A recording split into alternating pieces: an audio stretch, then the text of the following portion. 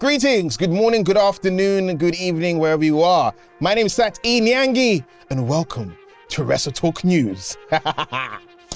Today's top story. While WWE's trip to the Kingdom of Saudi Arabia have often been perceived as morally dubious, the most recent trip for Night of Champions on May 27 had a slightly more positive feel. No more evidence of this was Sami Zayn, who is of Syrian descent and had not appeared on a single Saudi PLE since the deal was struck in 2018. While always a bit murky, the reasoning was believed to be due to the political tension between Saudi Arabia and Syria, with the Saudi government demanding Zayn not appear. However, as we all saw last Saturday, that seemed to have changed, with relations between Saudi Arabia and Syria recently improving. Zayn seemed to have now also been allowed to compete in the country. Discussing the seminal appearance as well as his absence from previous shows, Zayn spoke on WWE's official podcast June 2nd episode of After the Bell with Corey Graves. Shortly thereafter, Zayn's comments were transcribed by Michael Scroot of WrestlingNews.co and published in a story. Here are the original comments Zayn made. First of all,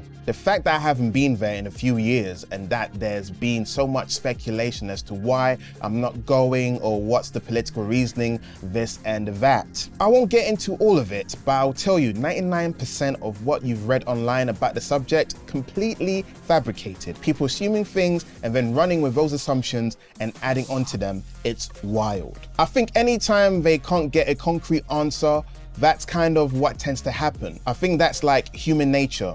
Almost. It's been years since I've been back to the Middle East. I think the last time I was there was 2016 in Dubai, possibly. So it's been a little while. However, if you go to Spotify now and listen to the episode, you may notice something missing. Only like everything Zayn just said. WWE re-upload of the episode, everything from I haven't been there in a few years to I think the last time I was there have been completely cut, wiping clean any comment Zayn made surrounding the reasoning for his absence from the past Saudi shows. While Zayn's comments seem fairly harmless on the surface, WWE's reaction tell us they clearly think otherwise, which is a bit crap, to be honest. Speaking of crap situations, now that Punk is nearing his now confirmed AEW return on June 17th, the reaction has been mixed, most certainly from fans both in attendance and this week's Dynamite and online. But what of the talent not named FTR? How do they feel? According to Fightful Select, immediately following the all-out drama, there were numerous wrestlers who would have walked out if Punk returned to the company. Now, interestingly,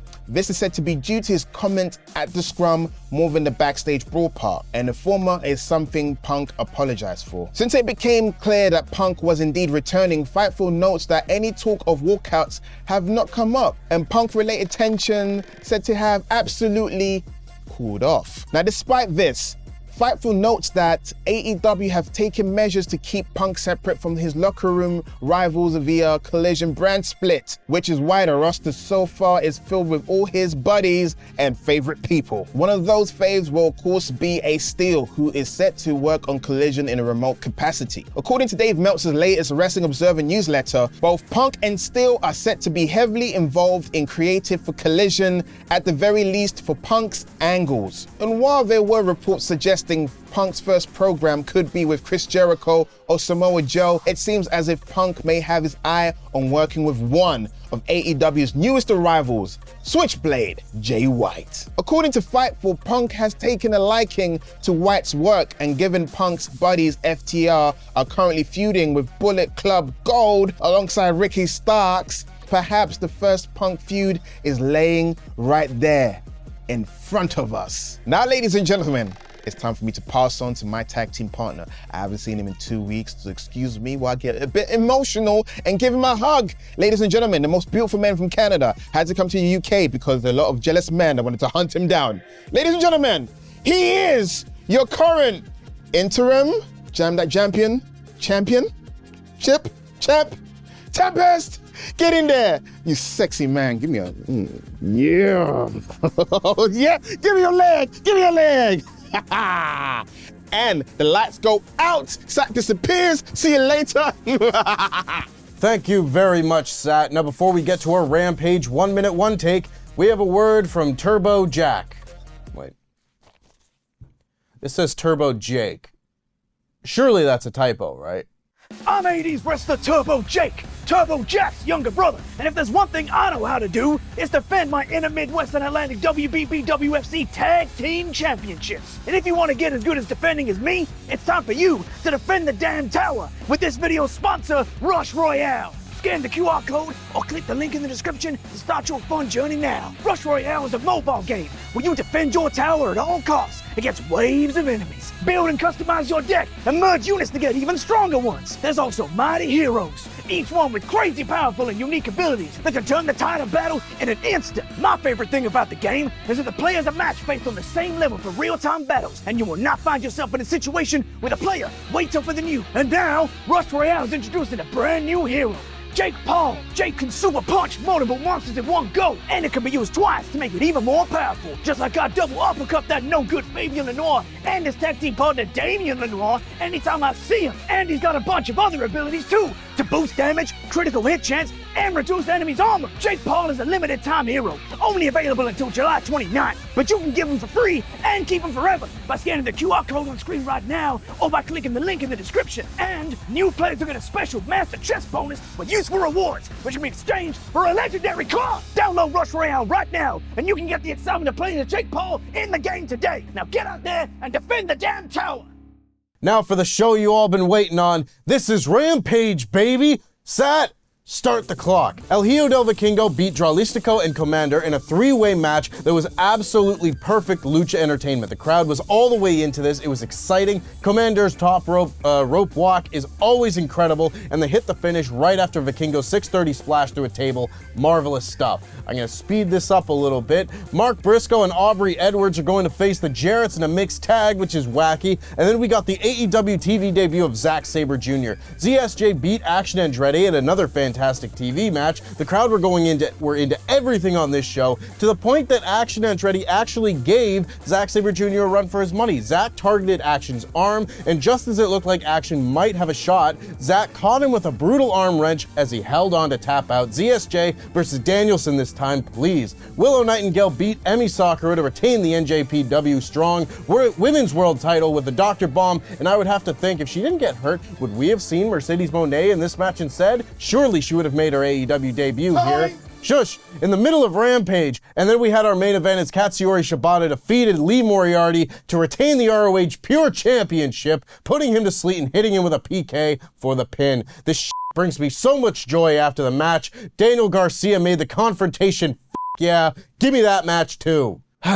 We're getting closer. Hell of an episode of Rampage that was. And now we start off our review of Friday night recap packages with a look back at Roman Reigns' 1,000 days as Universal Champion. And then we got our opening match of the Brawling Brutes versus Austin Theory and Pretty Deadly. This match was given plenty of time and once again featured a pretty creative finish involving Pretty Deadly. While Ridge Holland was distracted by Sheamus going into the post, Pretty Deadly swapped places so the blonde one was in the ring, covering his face with the ring skirt. That way, Ridge thought he was the legal man, so the actual legal man, the brown-haired one, could hit him from behind and set up spilt milk for the finish. Six-man tags are usually quite fun, and this one had another good finish. I'd quite like if that became a trend for Pretty Deadly matches. They're 2 for 2 so far. Paul Heyman tells Solo he wants to pull out all the stops for Roman's big celebration and is going to talk to Adam Pearce. The OC then beat Hit Row for the second time in 24 hours. The first came on Twitter, of course. Michin will come for your throat. This was a short match with Gallows and Anderson hitting the Magic Killer on Ashante the Adonis for the win,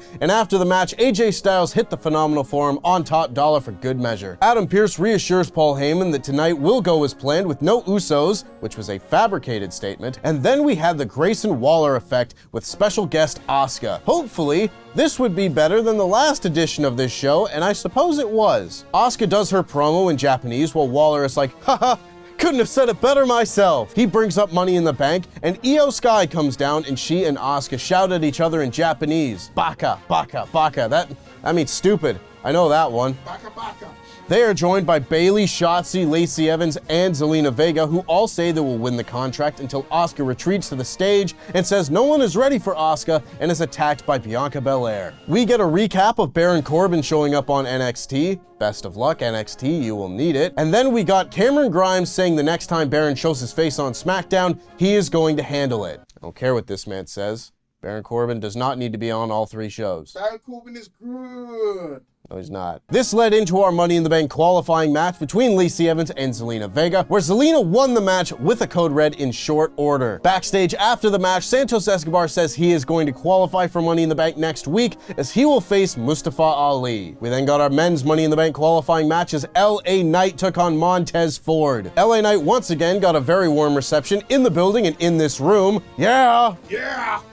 Missed this guy. And would end up winning the match as both men went for their finishers before Ford rolled up Knight, with Knight rolling through and using the ropes to get the pin. LA Knight in Money in the Bank, the prophecy has been foreseen! Triple H then comes out for Roman Reigns' championship celebration, comparing Roman Reigns to Muhammad Ali and Michael Jordan.